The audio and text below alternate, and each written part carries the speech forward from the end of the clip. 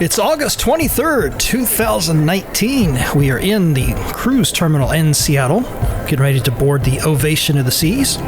So I got quite a few things to unpack in this video. I'm going to show you kind of the whole process going through the terminal. Now, the one part I couldn't show you there at the beginning was where we first come up and actually kind of do the check-in. Now, there are going to be some things in this video that are going to be kind of positive and some things that are going to be maybe a little negative, but I'm going to tell you the way it is, and these are my personal opinions. We are not rookies to cruising. We're almost diamond status. So we've done, half a dozen ports all through Florida, Puerto Rico, a bunch of different cruises. I mean, we've seen a lot of different boarding processes. So when you first come up, security was very good. We flew right through security. I will say that that's probably the fastest I ever remember going through security at one of the terminals. So I was very impressed with that. I didn't have to take anything out of my backpack. It was very effortless, very seamless. I loved it. You see those people standing right there with the white shirts. Those are Royal Caribbean crew members. I don't know what they are. Maybe they just work for the terminal. They're holding little tablets. And so the process is you walk up to them with your CPass. You know how they tell you to print out your CPass, the boarding pass, almost like for an airplane, right? That piece of paper that has like your information and it has the barcode on it and everything. At least on the Ovation, if this is the direction Royal Caribbean is going with all these ships, that piece of paper becomes like gold. That paper is worth money because now that one piece of paper checks you in right there at the terminal because the people with the tablets, they literally just scan it and that's it. They do not give you your CPass card. Now, I was a little apprehensive about that one because at least on the Ovation, and I hope this isn't the direction they're going with all these ships. We're going to do the Harmony in July of 2020, so we'll see how that goes next year back over at Port Canaveral, which is close to Orlando, which is where we live. But on the Ovation out of Seattle, they did not give us the CPass cards right there at the check-in. I guess they're trying to make it go quickly and seamlessly and this and this and this, and so the CPass cards come there at your stateroom. Keep in mind, you can't get to the stateroom till 1 o'clock. So for the first potentially 2 hours that you're on the ship, you have no CPass card. So the only thing you have kind of with anything of value basically is still that one piece of paper, right, with the barcode. So you have to hold on to that. And you have to also use that for those first 2 hours. You have to use it to get a drink. So that was very seamless. Now, you see this line right here? Wait till you see what is holding this up. Right around this corner here, we're about to find out, and I actually dropped the F-bomb here, but thankfully I said it soft enough that the microphone on the GoPro didn't pick it up. But right around this corner here, what is holding this whole line up are the damn photographers from the ship trying to stop every single person to get their picture taken.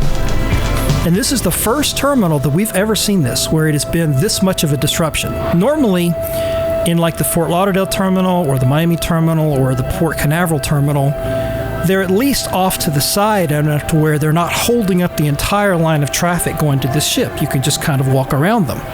But here, they're right here and they're literally trying to stop every single party to get a picture. And I was so tempted right here to just start walking around people, but we didn't do that. We basically waited for our turn, and then as soon as we got up there to where we could just walk through, we did. But like this guy right here in the blue shirt, like, let's just keep on moving. I couldn't believe, that was so irritating, but very minor. It's just one of those things, you kind of blow it off. So we are, see here, right here, we're finally walking around them. So now we're actually going to board the ship. So there's one other little kind of holdup, if you want to call it that. And I was sort of wondering about this as we kind of go up the ramp here. You'll notice that the flow of traffic kind of going up the ramp is basically stopped, right?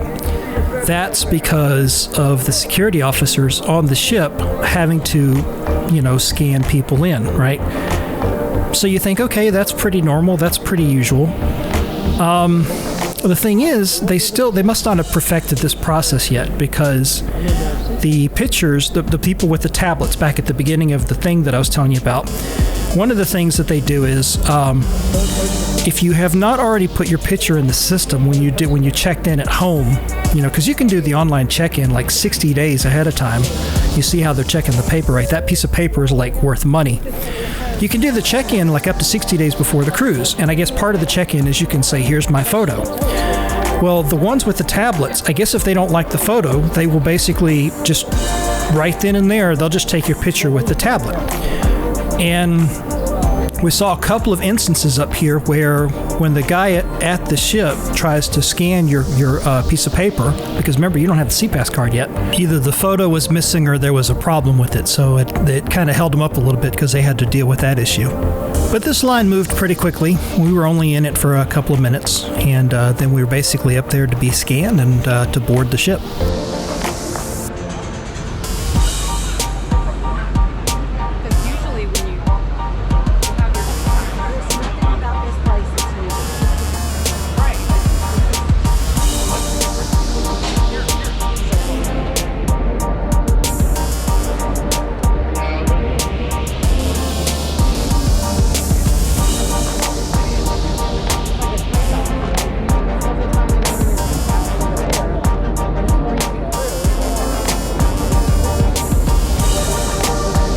If you're enjoying the video so far, please consider giving it a like. That really helps us grow the channel and increase our viewership. And if you'd like to see more videos like this and you haven't already subscribed, please consider subscribing to the channel. And if you do subscribe, change that notification icon so that you get notified whenever I post a new video. Oh, see, wait.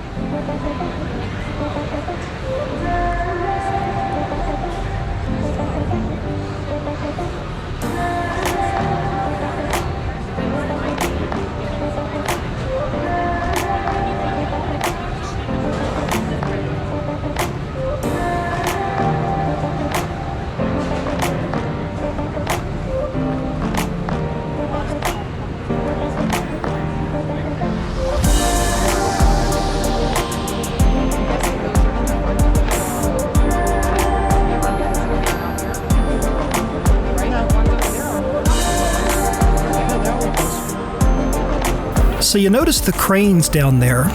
It didn't occur to me when we were boarding the ship because I guess I just wasn't paying that much attention, and I didn't really see it until we were coming off the ship. But I guess apparently part of the reason they have to use the cranes, at least here in Seattle, is because the dock is too high for them to just like take some of the supplies or whatever it is directly onto the ship. And so they have to literally use the crane to lower some of it down so that it can be, like offloaded with forklift or whatever onto the ship. So, because I was like, what are all these cranes for? And I think when we were coming off the ship, that's where I saw them doing something where it kind of made sense as to why they were doing it. But one of the things we noticed up on the balconies, some of these balconies right here, and I think I'm about to point to it, is some interesting looking furniture. I don't know what types of staterooms these are with these balconies, but yeah, that's me pointing right there. But you may not be able to see it in the video, but when you're standing there at the terminal, there's some really cool looking furniture on the balconies of whatever these staterooms are. I don't know if those were like junior suites or whatever, but that was pretty cool. So we're getting close to getting on the ship here. All in all, it wasn't a bad process. As I mentioned in the first video in the vlog, the worst part of it probably was just sitting in the Uber trying to get to the point where you could get out of the car and actually drop off your luggage. Like I said earlier in this video, once we got into the terminal, the security was a breeze. Checking in with the people with the tablet was like super fast. It was a little weird not having the CPass card in hand. And one of the other things that I realized kind of as we're going along, for the first 2 hours, if you purchase the Wi-Fi, you're not able to use that because the little card with your Wi-Fi access code is sitting there in your stateroom waiting for you to get in there, but you can't get to your stateroom until 1 o'clock. So if you board the ship at 11 like we did, for the first 2 hours, you have no access to the Wi-Fi because you can't get to your access card because it's in your stateroom. So I don't know how I feel about that whole thing of not getting the CPass card at the terminal when you first check in, but it is what it is.